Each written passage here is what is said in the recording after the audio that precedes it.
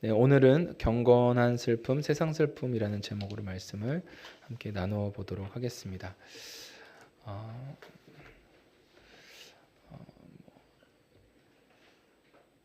우리가 일을 하는 과정들, 또뭐 어떤 이렇게 직장이나 회사 가운데 있을 때, 여러분들은 금요일 날이 일반적으로 우리가 기다리는 날, 그 다음 날이 쉴 수 있으니까 이제 기다리는 날일 겁니다. 그런데 우리가 만약에 일을 하고 있는 사람들인데 금요일 날 아직 퇴근하려면 한두 시간 정도 남았지만 저의 업무를 다 끝냈어요. 그런데 갑자기 팀장님이 저를 부르더니 막 이런저런 일들을 갑자기 막 여러 가지 맡기는 거예요. 그럴 때 맡길 것 같은 그 분위기 속에서 팀장님이 부르시는 그 부름에 딱 봐도 뭔가의 일을 짬시킬 것 같은 그 부름이, 여러분들에게는 그 부름을 알고 뭔가를 시키겠구나라고 감지하고 가는 그 길이 여러분들 어떤 마음이 드실까요?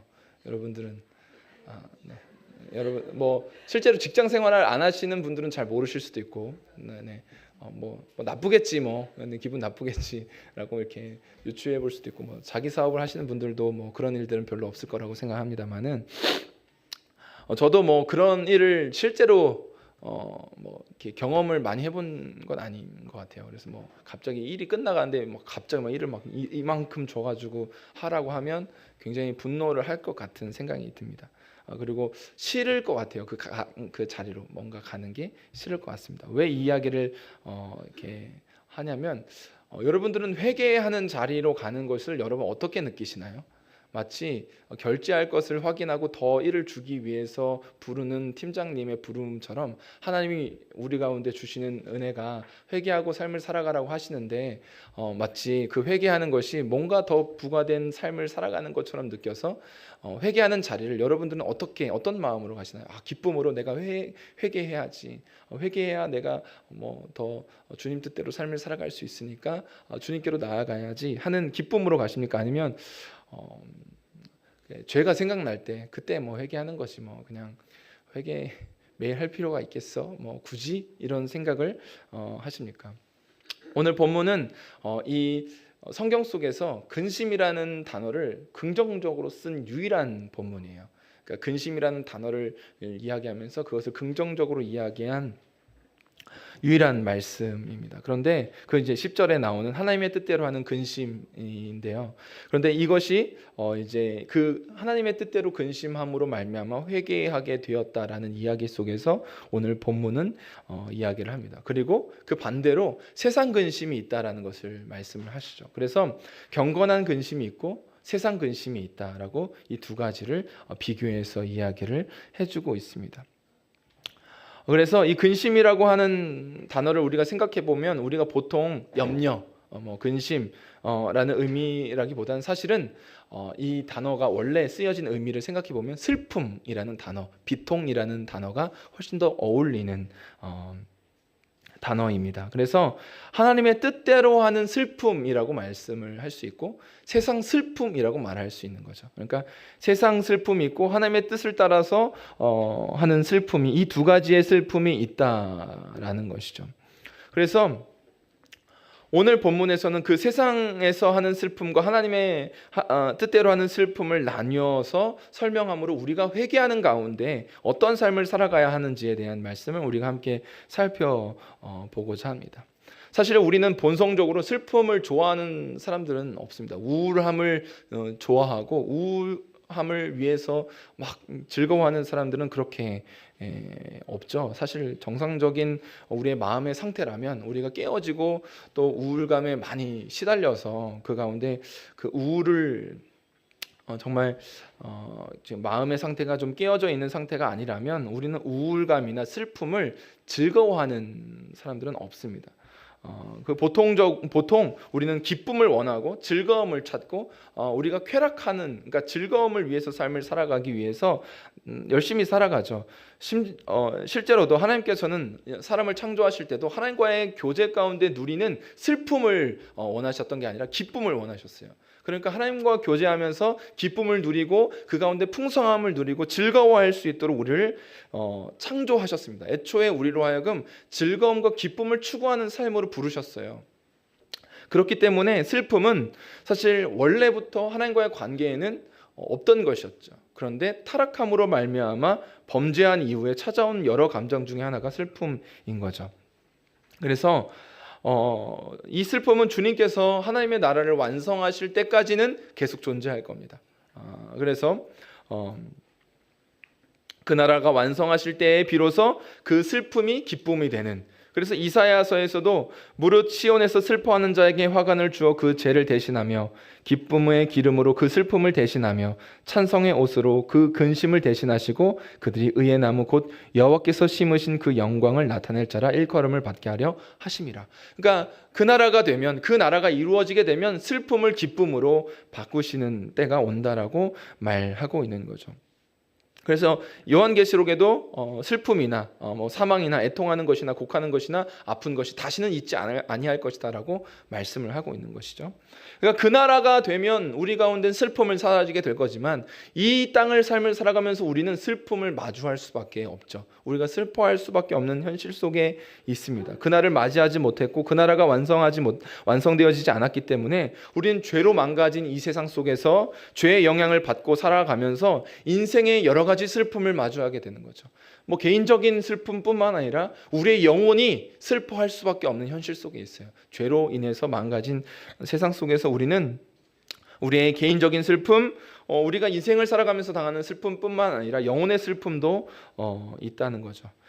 그리고 특별히 오늘 본문에서 말하는 하나님의 뜻대로 하는 그 경건한 슬픔에 대한 이야기를 오늘 주목해서 이야기를 해보려고 하는 것이에요. 사실 오늘 본문을 그 뜻을 이해를 하려면 배경 지식이, 이 배경이 있습니다. 지금 사도 바울이 이렇게 이야기하고 있는 까닭이 있어요. 고린도 교회는 사도 바울이 한 1년 반 정도 사역을 열심히 했습니다. 그 정도 머무른 건 꽤 오래 머무른 거거든요.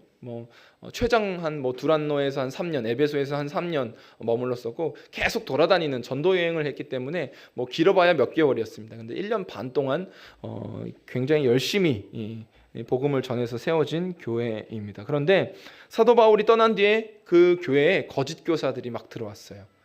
잘못된 거짓된 복음을 전하는 거짓된 복음을 전하는 거짓 교사들이 고린도 교회에 가만히 들어와서 점차 이제 그 가운데 바울이 전했던 복음을 막 이렇게 섞어서 잘못된 복음을 가르치기 시작하는 거예요.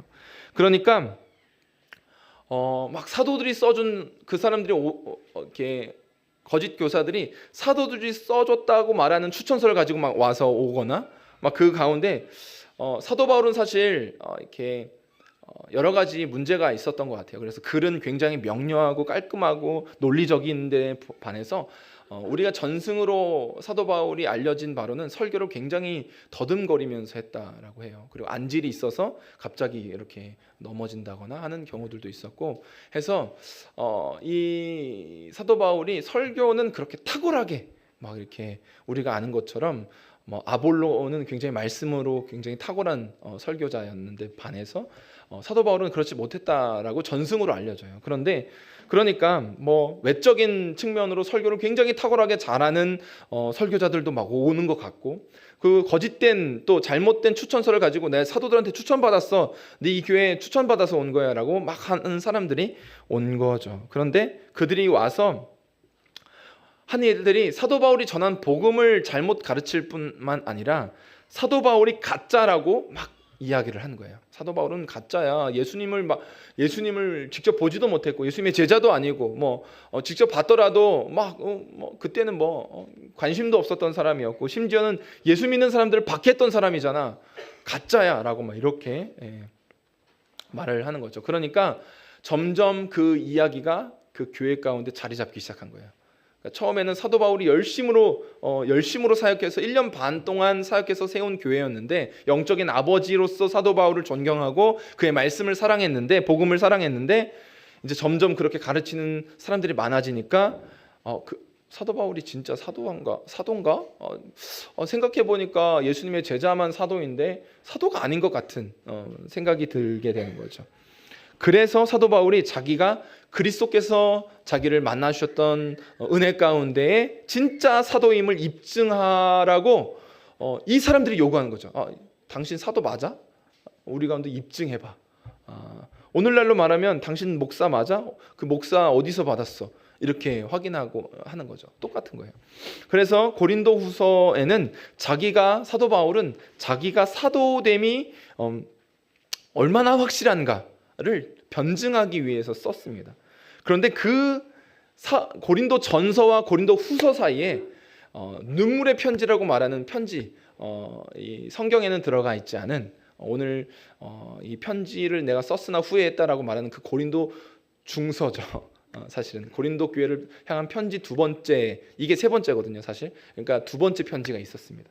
근데 거기에는 조금 사도 바울이 눈물로 쓰면서 굉장히 강한 어조로 혹독하게 이야기했던 것 같아요. 너희가 어떻게 하면 나한테 이렇게 할 수 있냐?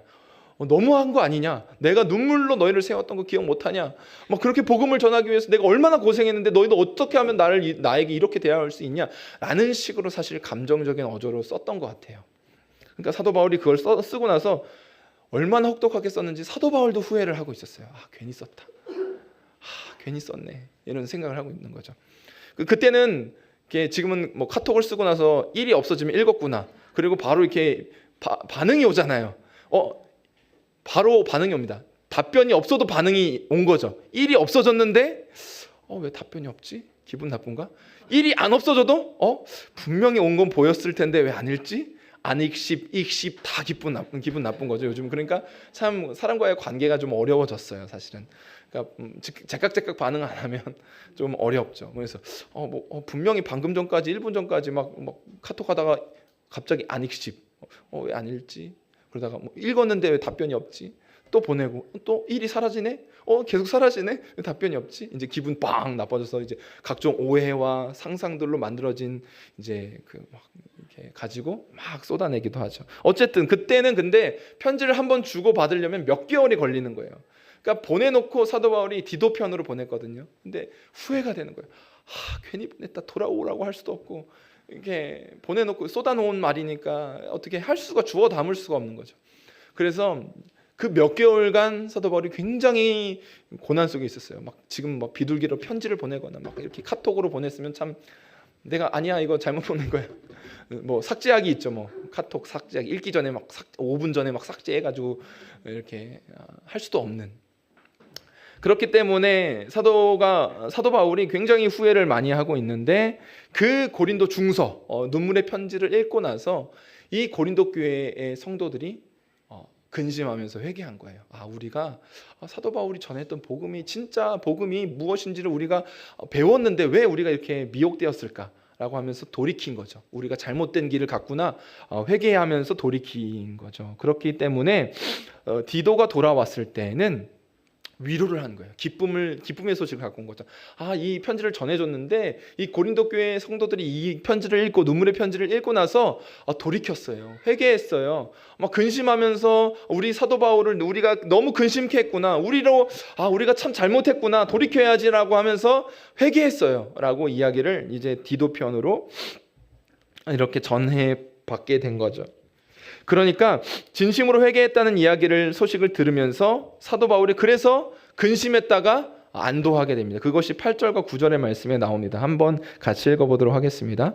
그러므로 내가 편지로 너희를 근심하게 한 것을 후회하였으나 지금은 후회하지 아니함은 그 편지가 너희로 잠시만 근심하게 한 줄 알미라. 내가 지금 잠은 너희로 근심하게 한 까닭이 아니요 도리어 너희가 근심함으로 회개함에 이른 까닭이라. 너희가 하나님의 뜻대로 근심하게 된 것은 우리에게서 아무 해도 받지 않게 하려 함이라. 아멘. 바울이 심한 어조로 쓴 그 편지는 고린도 교회 성도들에게 슬픔을 주는 것이었어요. 영적인 아버지인 사도 바울이 이렇게 강한 어조로 강력한 어조로 말한 것은 고린도 교회 교인들에게는 슬픔이었어요. 애통함이었어요. 비통하게 만들었습니다. 그러나 그것은 잠깐이었고 그 슬픔은 그들을 돌이키는 자리로 이끌었던 거죠. 우리가 잘못 가고 있구나. 회개하는 데에 이르게 된 것입니다. 그래서 사도 바울은 이 슬픔이 하나님의 뜻대로 하게 된 슬픔이라고 말하는 거죠. 이런 슬픔이 있는 거예요. 그리고 사실은 이런 슬픔은 죄인들에게는 반드시 필요한 슬픔입니다. 이런 슬픔이 없다면 회개도 없기 때문에 그렇습니다. 고린도후서의 이 본문은 특별히 사도 바울의 중간에 이 보냈던 편지, 눈물의 편지를 읽고 나서 회개하고 돌이킨 사람들에게 하는 말이지만, 이제 사도 바울은 회개하고 돌이킨 자신의 어떤 영적인 자녀들에게 마음과 마음이 통하게 되었기 때문에 큰 확신과 큰 자랑을 가지게 되었다라고, 편지를 쓸 수 있게 되었다라고 이제 4절에서 7장 4절에서 이야기를 하고 있는 거죠. 그래서 이 확신과 자랑은 사도 바울로 하여금 위로와 기쁨이 넘치게 해주었고, 이로 말미암아 안심함을 얻었다라고 말하는 거죠. 그러니까 그들이 돌이키고, 잘못된 길에서 거짓 교사들이 가르치는 그 가르침에서 돌이키고 복음으로 돌아온 것에 대하여 이 사도 바울은 안심하게 된 거예요. 경건한 슬픔은 본문에서 보듯이 결국에는 우리로 하여금 원래의 자리를 찾게 만드는 거예요. 하나님의 자녀로 우리가 있어야 할 자리를 찾게 만드는 것이 경건한 슬픔이라는 거죠. 경건한 슬픔은 자신이 하나님께 죄를 범했고 하나님께 반역을 했다는 사실을 우리가 깨달을 때 우리 가운데 찾아오는 것이, 내가 하나님 앞에 죄를 지었구나 라고 깨달을 때 우리 가운데 찾아오는 슬픔이죠. 사실 아무런 슬픔 없이, 이런 슬픔 없이 회개에 이를 수가 없습니다. 우리가 지난 수요일에 이 아담과 하와가 타락하게 된 이야기를 살펴보면서, 이 아담과 하와가 하나님께 대하여 두려움은 느끼지만 슬퍼하지 않아요. 죄를 지었다는 사실에 슬퍼하지 않습니다. 그리고 오히려 낯을 피하여 도망하죠. 그리고 핑계를 댑니다. 그러니까 죄를 마주하게 될 때, 내가 정말 죄인이라는 것을 깨닫게 될 때, 하나님 앞에 내가 죄를 범했구나라는 것을 깨닫게 될 때 언제나 찾아오는 것이 이 슬픔이라는 감정이라는 거죠. 그래서 우리가 웨스터민스터 신앙고백서에 이르면 한 15장에 이런 이야기, 회개에 대한 이야기가 있는데, 생명에 이르는 회개에 대하여라는 이제 제목으로 이 회개에 대한 이야기를 2항에서 이렇게 진술을 합니다. 회개로 말미암아 죄인은 그 위험성을 보고 느낄 뿐만 아니라 자기 죄가 하나님의 거룩한 본성과 하나님의 의로운 율법에 반대되는 것으로서 더럽고 혐오스럽다는 것을 보고 느끼게 됨으로써, 그리고 회개하는 자들에게 하나님이 그리스도 안에서 긍휼을 베푸신다는 것을 깨닫게 될 때 자신의 죄를 슬퍼하고 미워하여 그 모든 죄에서 돌이켜 하나님께로 가게 된다. 그리고 하나님의 계명의 모든 길을 따라 하나님과 동행하기로 작정하고 노력한다 라고 말하고 있습니다. 그러니까 경건한 슬픔은 본질상 하나님의 은혜예요. 죄를 깨닫게 하고 그 죄를 슬퍼하는 거죠. 죄 자체를 슬퍼하는 거예요.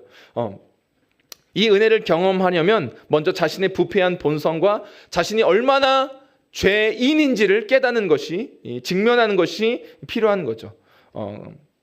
죄가 얼마나 우리 가운데 역사에서 우리가 부패했는지, 우리가 얼마나 하나님에게서 떠나 있는지를 마주하게 될 때 우리는 슬퍼할 수 있습니다. 그리고 그 심각한 죄임에도 불구하고 하나님이 우리를 용서하시고 우리를 버리지 않으시는 분. 금요일날 말씀 나눴던 것처럼 북이스라엘 왕국을 향해서 하나님이 그렇게 반역하고 한 번도 제대로 된 왕이 한 번도 세워진 적이 없지만, 그럼에도 불구하고 내가 어떻게 너희를 버리겠느냐라고 말했던 것처럼, 하나님은 우리가 그렇게 반역하고 그렇게 죄를 지었지만 우리를 버릴 수 없는 하나님이심을 만나게 될 때 우리는 그 슬픔을 느끼게 되는 거죠. 이 경건한 슬픔은 자연스럽게 참된 회개로 우리를 이끌어 갑니다. 그것이 이제 10절의 말씀, 10절 상반절의 말씀이죠. 한번 10절 말씀 같이 읽어보도록 하겠습니다. 하나님의 뜻대로 하는 근심은 후회할 것이 없는 구원에 이르게 하는 회개를 이루는 것이요. 여기까지 읽겠습니다. 그러니까 하나님의 뜻대로 하는 슬픔, 그 하나님의 뜻 가운데서 느껴지게 되는 우리 안에 경건한 슬픔은 우리 가운데 구원에 이르게 하는 회개를 하게 한다는 거죠. 생명에 이르게 하는 회개를 우리 가운데 이루게 된다라고 말하는 거예요.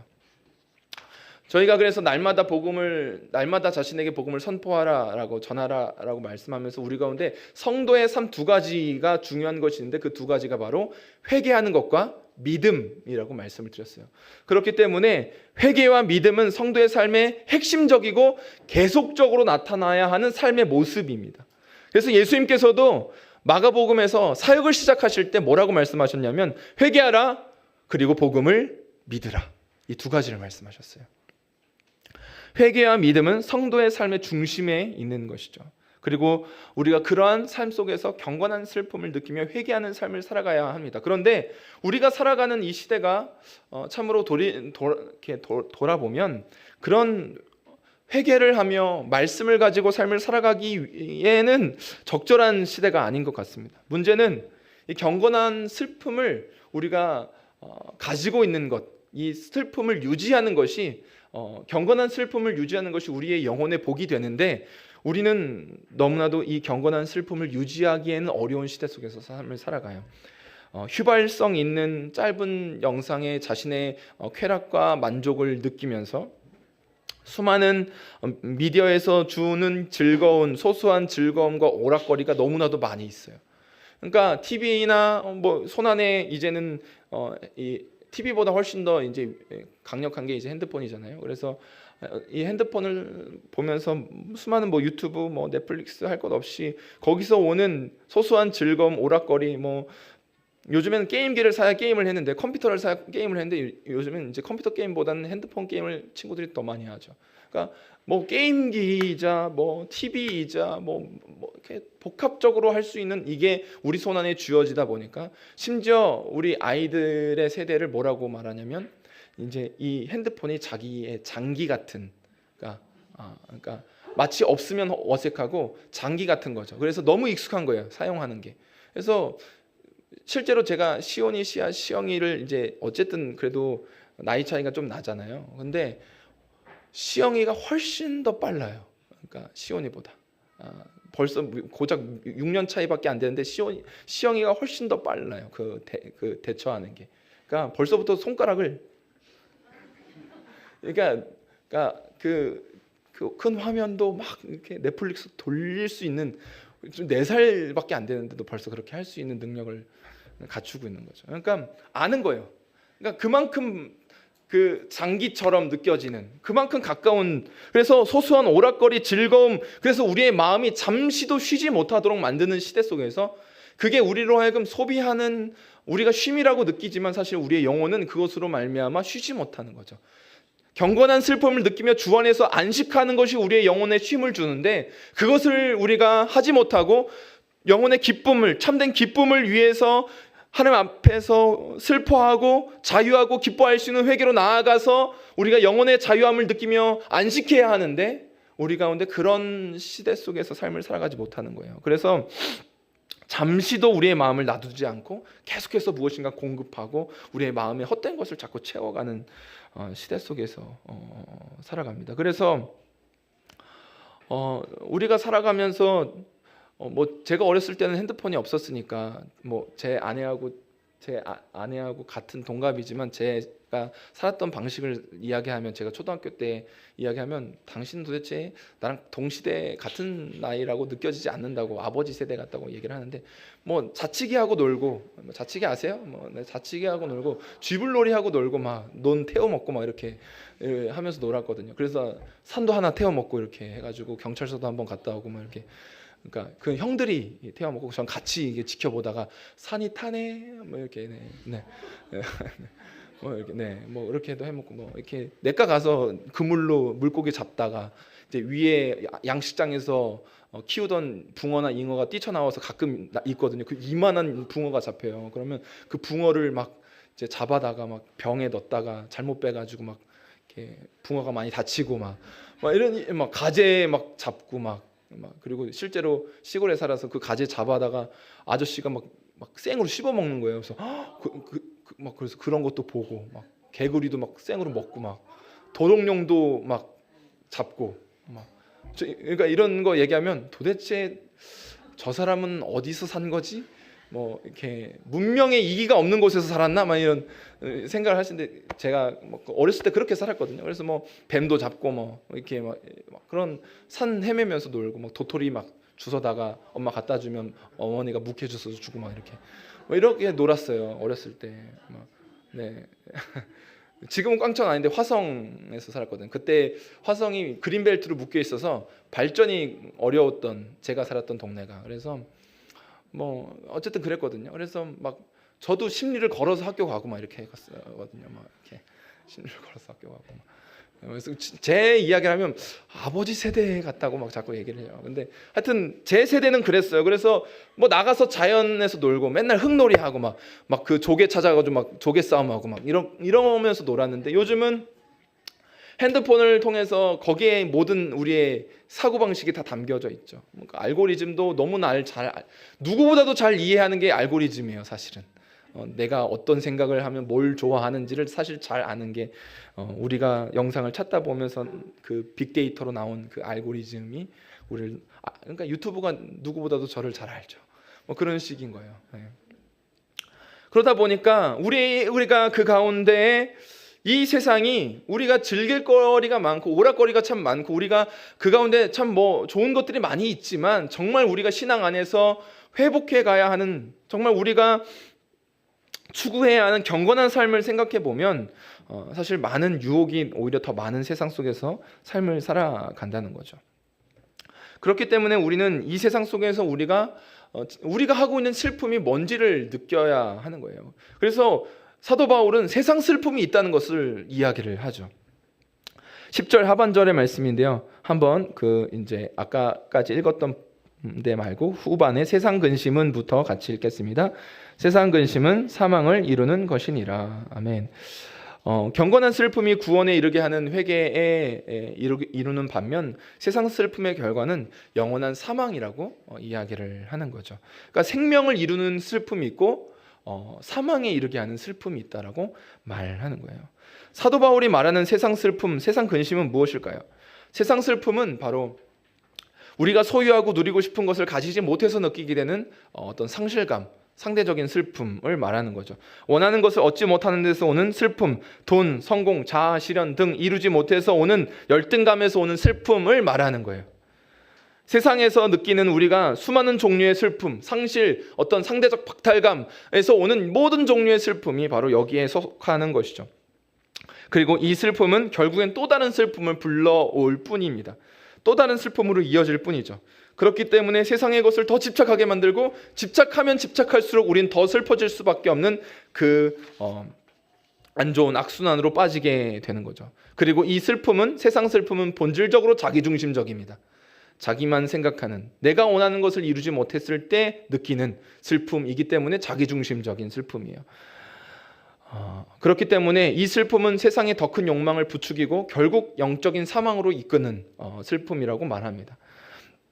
존 파이퍼 목사님은 이 슬픔에 대해서 이렇게 이야기를 했어요. 세상적 슬픔은 언제나 하나님 없이 자기중심적으로 자신의 상실만을 비통해야 하는 슬픔이다. 그러니까 내가 무엇을 못 갖고 있는지, 내가 얼마나 부족한지에 집중하며 거기에서 슬퍼하는 것들이라는 거죠. 내가 이렇게 살지 못해서, 내가 저렇게 살지 못해서, 내가 이렇게 살았어야 되는데 과거에 이거 실수 때문에 이런 데서 오는 슬픔인 거죠. 이 슬픔은 때때로 엄청난 열정으로 둔갑하기도 해요. 무엇인가 이루지 못한 슬픔은 반대로 그 슬픔을 벗어나기 위해서 엄청나게 열정적으로 삶을 살아가는 모습으로 나타나기도 합니다. 그래서 그 추구하는 삶을 위해서 지금의 현실을 갈아 넣는 것도 불사하는 거죠. 과감하게 정말 내가 열심히 있는 것도 사실 무엇을 위한 열심인지를 바라보는 거죠. 열정이 있다고 해서 그 모든 것이 선은 아닙니다. 하나님 안에서 내가 그 열정을 잘 다루어갈 필요가 있는 거죠. 그렇기 때문에 우리도 실제로 바빠서 전도하다 보면 바빠서 예수님을 못 믿겠다고 하시는 분들도 있어요. 내가 주일날에도 일을 해야 되고 너무나도 바쁜데 내가 이루어가야 내가 목표한데 뭔가 해야 되기 때문에 내가 지금 내가 못 믿겠습니다라고 말하는 사람들도 있죠. 자신이 어느 정도의 삶의 궤도를 이룰 때까지 막 열심히 하는 건데 그 가운데 우리가 하는 목적, 그렇게 행하는 목적이 무엇인지를 우리는 살펴볼 필요가 있다는 거죠. 슬픔을 이기기 위해서, 그러니까 세상 슬픔을 극복하기 위해서 하는 열심은 하나님과의 관계 안에서 그것이 반드시 선이 된다라고 말할 수가 없는 거죠.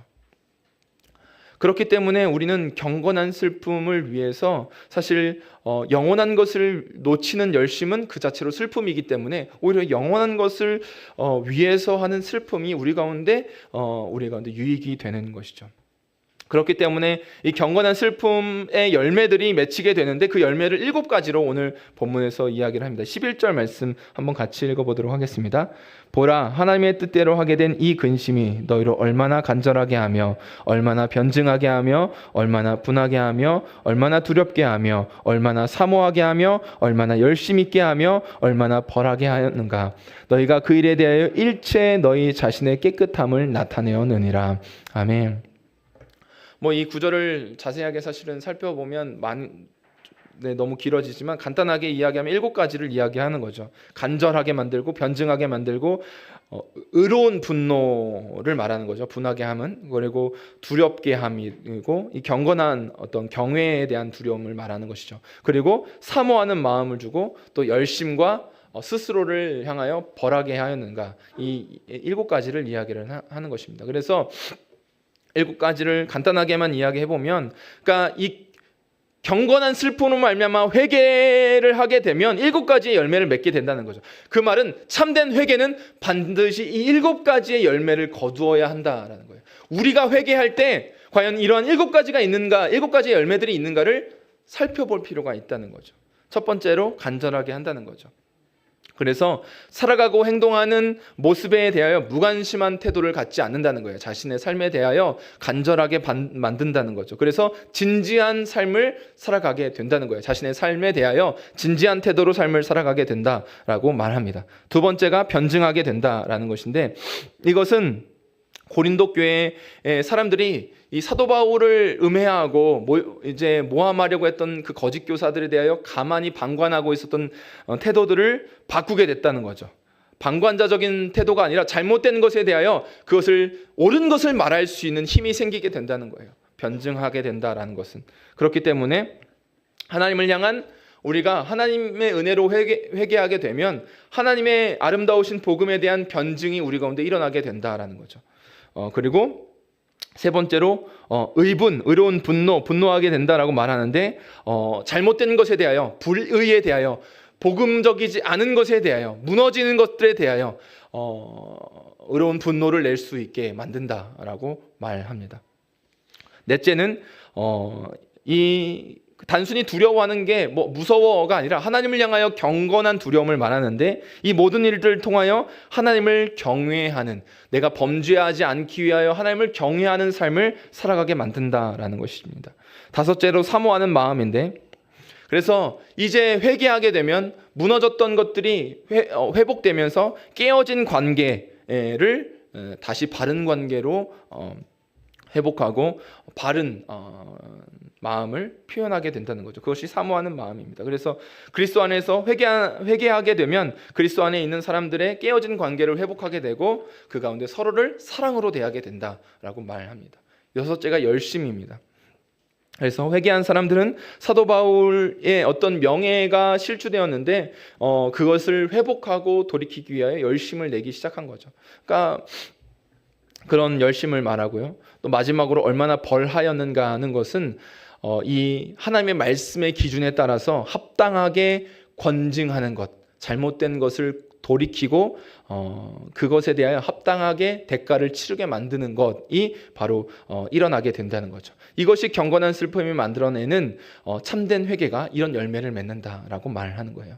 참된 회개는 행동을 바꾸는 것이 아닙니다. 내면을 바꾸는 거예요. 우리의 마음을 바꾸는 것입니다. 그렇기 때문에 다양한 열매를 통하여 우리 가운데 회개의 진정성을 나타나게 되고, 회개는 결코 애매하게 슬퍼하고 눈물 흘리고 끝나는 것이 아니라 우리의 삶에 실제적인 변화, 분명한 마음의 태도와 변화를 가져오게 된다는 것이죠.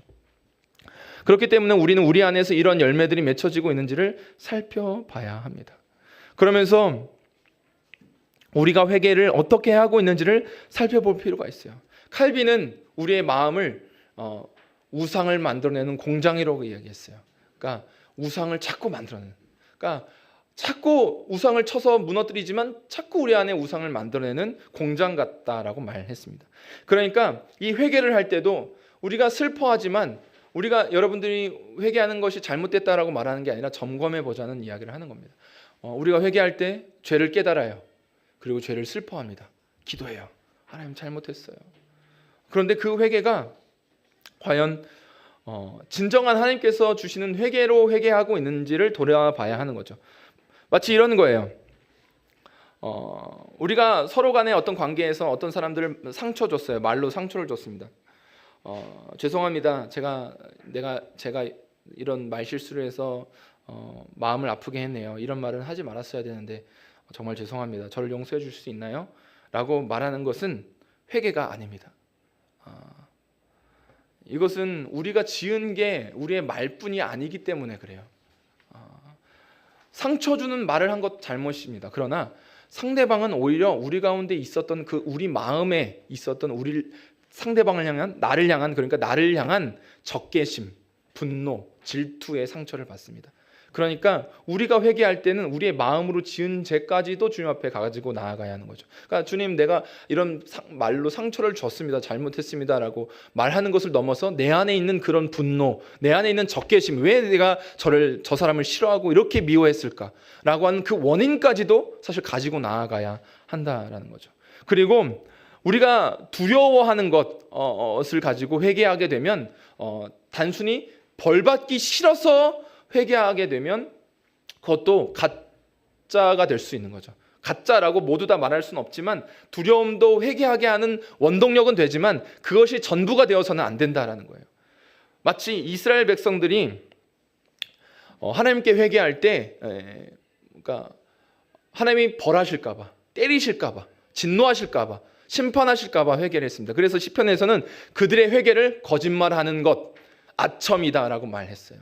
그래서 자신에게 임할 벌이 두려워서 이스라엘 백성들은 하나님께 아첨을 하고 혀로 거짓말을 한 거죠. 사람을 속일 수 있어도 하나님을 속일 수가 없는 거예요. 그래서 그 마음에 정함이 없기 때문에 하나님께서는 그들의 회개가 잘못되었다라고 말씀을 하시는 거예요. 우리가 주어진 삶에서 이 거짓된 회개는 위선, 결국엔 내가 이런 죄를 지었다고 놀라는 것이 회개가 아니고 다시는 내가 이런 죄를 짓지 말아야지, 이것도 회개가 아닙니다.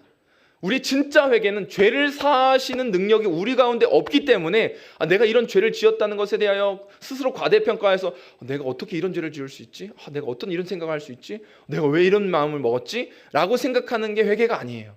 그리고 내가 다시는 이런 죄를 짓지 말아야지 라고 스스로 결단하는 것도 회개가 아닙니다. 왜냐하면 우리의 회개는 주님께로 돌아가야만 하기 때문에 그래요. 그래서 우리는 회개할 때 주님을 붙드는 것이 회개라는 것을 깨달아야 하는 거죠. 우리가 죄사함을 예수 그리스도를 통해서 받았다면 우리가 지은 죄를 회개할 때도 예수 그리스도를 통해서 받는 것입니다. 그래서 내가 결단하는 것도 필요합니다만은 그 결단 이전에 우리는 먼저 주님이 필요합니다. 가 되어야 하는 거죠. 십자가를 붙드는 것이 필요한 거예요. 내가 나를 이길 수 없고 내 안에 일어나는 내 안에 칼빈이 왜 우상을 만들어내는 공장이라고 말했냐면 그 공장이 멈추어지지 않기 때문에 그렇습니다. 죽을 때까지. 그렇기 때문에 이 모든 과정 속에서 우리가 십자가를 붙드는 지속적인 삶의 방식으로 삶을 살아가야만 하는 거죠. 그렇기 때문에 삶 속에서의 회개는 단순히 죄를 지었을 때 한 번씩 와서 하는 회개가 아니라 우리의 삶의 방식이 되어야 하는 거예요. 삶의 방식이 회개가 되어야 하는 거죠. 세상 슬픔은 세상 즐거움을 추구하고 거짓된 회개를 낳는다면 경건한 슬픔은 진정한 회개로 나아가게 하는 거죠. 그래서 다윗은 회개 속에서 이런 말을 고백했습니다. 하나님께서 구하시는 제사는 상한 심령이라. 하나님이여 상하고 통회하는 마음을 주께서 멸시하지 아니하시리다. 이 말은 뭔가요? 내가 무너졌다는 것을 하나님 앞에 나아가 인정하는 거예요. 주님, 내가 뭘 바꾸겠습니다, 뭘 돌이키겠습니다가 아니라 주님, 내가 이렇게 무너졌습니다, 주님이 필요합니다 라고 고백하는 것이 회개라는 거죠. 그러니까 우리가 상한 심령을 가지고 주님 앞에 죄를 통렬하게, 내가 죄 지은 죄인이라는 것을 통렬하게 느낄 때 비로소 우리는 회개가 시작되는 거죠.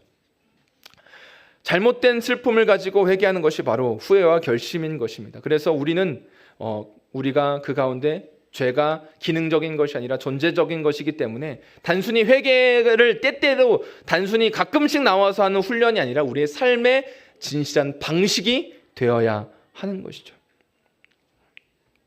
그렇게 삶의 자리에서 주님께서 주시는 은혜 속에서 늘 회개하는 삶의 태도를 가지고 삶을 살아가는 것이 성도의 삶이라고 말하는 것입니다. 그래서 여기에 진정한 자기 부인이 있는 거죠. 십자가를 붙드는 것. 십자가를 너희가 내 제자가 되려면 날마다 자기를 부인하고 십자가를 지고 나를 따라오라고 말씀하셨던 말이 여기에 담겨져 있는 거죠. 그래서 우리는 경건한 슬픔을 늘 우리 가운데 갖는 것이, 슬픔은 우리가 외면하고 싶고 끝내고 싶은 것이지만 경건한 슬픔은 우리 가운데 우리를 생명을 이루기 때문에 경건한 슬픔을 우리가 견지하고 삶을 살아가야 하는데, 이 경건한 슬픔을 위해서 어떻게 삶을 살아가야 하냐면, 거룩하신 하나님을 만나거나 자신의 죄를 직면하게 될 때 우리가 깨닫게 되는 것처럼 이 두 가지 인식, 하나님을 만나고 자신의 죄를 깊이 있게 받아들이는 것, 우리가 처음 말씀드렸던 것처럼 복음이 우리 가운데 깨닫게 하는 두 가지 인식, 거룩하신 하나님을 만나게 하고 죄의 깊은 부분을 깨닫게 하는 이 은혜가 우리 가운데 일어나야만 하는 거죠. 그렇기 때문에 매 주일, 매 순간, 매 말씀을 대할 때마다 우리는 복음을 통해서 우리는 그 가운데 우리를 마주해야만 합니다. 복음을 통해서 우리의 생각이 무너져야만 하는 거예요. 우리가 말씀을 들을 때 내가 그동안 이렇게 삶을 살았던 것이 인정받는 것이 아니라 내 생각과 하나님의 생각이 이처럼 다르구나, 하나님의 말씀이 불편하게 들리고 불쾌하게 들릴 만큼 내가 잘못 살아가고 있었구나라는 것을 깨달아야만 하는 거죠. 그것이 우리 가운데 하나님 앞에서 우리의 생각이 무너지고 하나님의 생각으로 우리가 나아가게 하는 은혜를 준다라는 것이죠. 그렇기 때문에 우리는 우리가 살아가는 동안 우리를 온전히 용납해 주시고 하나님의 은혜와 긍휼을 보게 하고 구원에 이르게 하는 회개를 하는 그리스도 안에서 이루어지는 그 모든 일들을 우리는 그 경건한 슬픔을 통해서 경험하게 되는 것이죠. 오늘 우리는 세상은 혹은 잘못된 가르침은, 이 고린도 교회에 잘못 들어왔던 가르침은 조금만 열심히 하면 된다고 말할 수도 있습니다. 그래서 구원이 아니라 우리가 예배를 드리며 좋은 느낌을 받고 위로를 얻는 것에서 그치는 경우들도 많이 있죠. 그러나 경건한 슬픔은 우리를 마주하게 하지만 그 가운데 하나님을 바라보게 하고 또 나의 깊은 죄악을 깨닫게 하면서 그 가운데 경건한 슬픔으로 복음을 마주하게 함으로 주님께로 돌이키고 그 영혼을 진정으로 살아나게 만드는 것이죠. 저와 여러분들이 오늘 우리의 삶 속에서 우리가 잃어버리고 있는 경건한 슬픔을 회복해 나가시기를 축복합니다.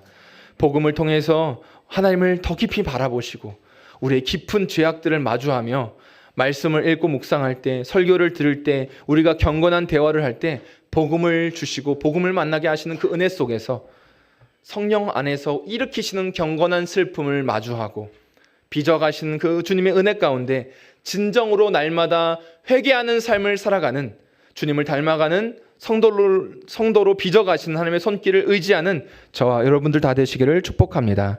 이 시간 같이 말씀을 생각하시면서 함께 기도하도록 하겠습니다.